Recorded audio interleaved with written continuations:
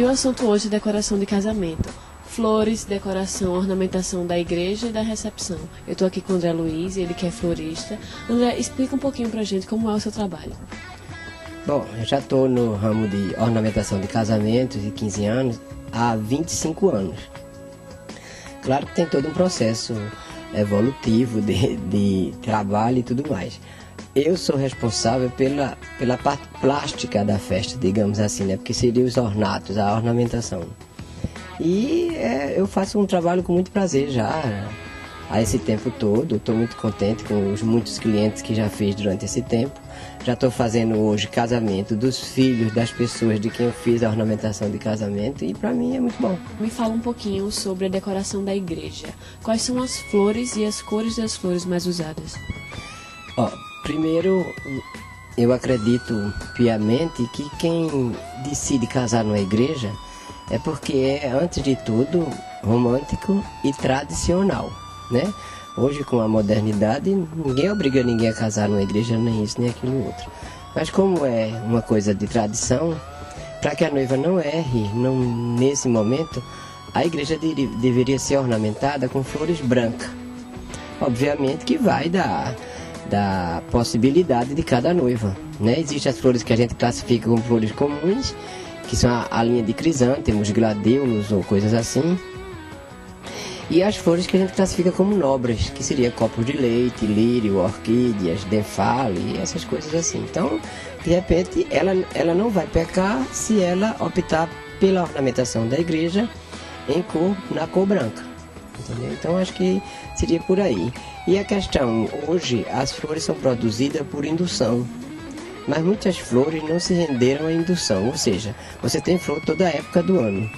Porém, o ideal seria que a noiva usasse as flores que estão em sua época própria, porque elas vão estar mais viçosas, mais bonitas, mais lindas, vamos dizer assim, do que aquela flor que foi produzida por indução. Ela sai meio raquítica, feia, atrofiada. Talvez a noiva vai casar em determinado mês que não tem lírios, mas ela quer lírio, então de repente vai ter um lírio, mas vai ter um lírio feio. Se for caso, se ela ficar à vontade, tanto ela faz um casamento, uma ornamentação linda, como ela fica desestressada e o profissional desestressado, né? Porque o profissional tem condição de 10 dias antes do casamento dizer quais são as flores que estão em sua época, que estão viçosas, que estão bonitas. E aí ela decide. De qualquer forma, a princípio, a igreja branca. Entre casar de dia e casar de noite. Para ornamentação, qual é a diferença? É que o casamento diurno, a noiva pode abusar nas cores. Ela mesmo na igreja, ela não precisa se limitar ao branco, que seria uma coisa mais formal. Eu classifico o casamento noturno como um casamento formal e um casamento diurno como um casamento informal. Então, nessa informalidade, ela poderá usar as flores coloridas. Ela pode abusar, pode misturar o roxo com o amarelo, com o branco, que não está errando. Entendeu? Porque como ela dispõe de muita luz natural, então, no horário diurno, no caso, ela não vai errar se ela estiver optando pela decoração colorida, mesmo da igreja. Agora, aqui no Nordeste é um pecado casar de dia, né? Às vezes eu digo sempre isso para o meu cliente, porque a gente tem uma coisa desfavorável que é o calor, um calor abusivo, que de repente as pessoas, até a própria mulher para ir para um casamento diurno aqui no Nordeste, ela sofre por conta da maquiagem, do cabelo, que começa a maquiagem a derreter, a não ficar muito legal. E tem uma característica, hoje as noivas de praxe, ela manda a senha para determinar o número de convidados exato para a festa dela, né? Então, eu alerto sempre as noivas que querem casar de manhã, para que não estranhem se o número de convidados aumentar por conta dos filhos que os casais levam. Eles não estão errados. Porque um casamento diurno é um momento que o pai tem para estar com o filho, num fim de semana, numa coisa assim, e vai para uma festa e deixa os filhos em casa. Isso não acontece e eles não estão errados se levar os filhos e a doméstica para tomar conta dos filhos. Então, se falar que por conta do calor, às vezes as crianças começam a abusar, querer água, querer correr, aquelas coisas assim. Na verdade, eu particularmente não oriento muito as noivas aqui do Nordeste, porque no Sul é diferente, você tem todo um clima que favorece a casarem de manhã, um horário assim que tenha muito calor, sabe? Então fica a critério. As flores podem ser coloridas, ela não vai errar Tendo assim, uma cor que está muito em voga atualmente é o que a gente chama tons pastéis suave. Você vai de um amarelo, lilás, salmão, tá, mas tudo em tons muito esmaecidos, né? Não aquela coisa aberrante do pink, do roxo, entendeu? De repente ela pode estar juntando o útil ao agradável, fazer uma coisa diurna, com uma cor não muito aberrante. Até porque também hoje, todo salão de festa é colorido. Raramente você vê um salão de festa da recepção de um casamento com flores brancas. Você vê mais pink, roxo, vermelho. A igreja é branca, mas o salão sempre recebe uma cor. Então, é só a questão do local da cerimônia. Se for diurna, ela pode usar cores. E agora falando do buquê, que é a parte principal da ornamentação, que a noiva se preocupa mais. O que é que está se usando hoje?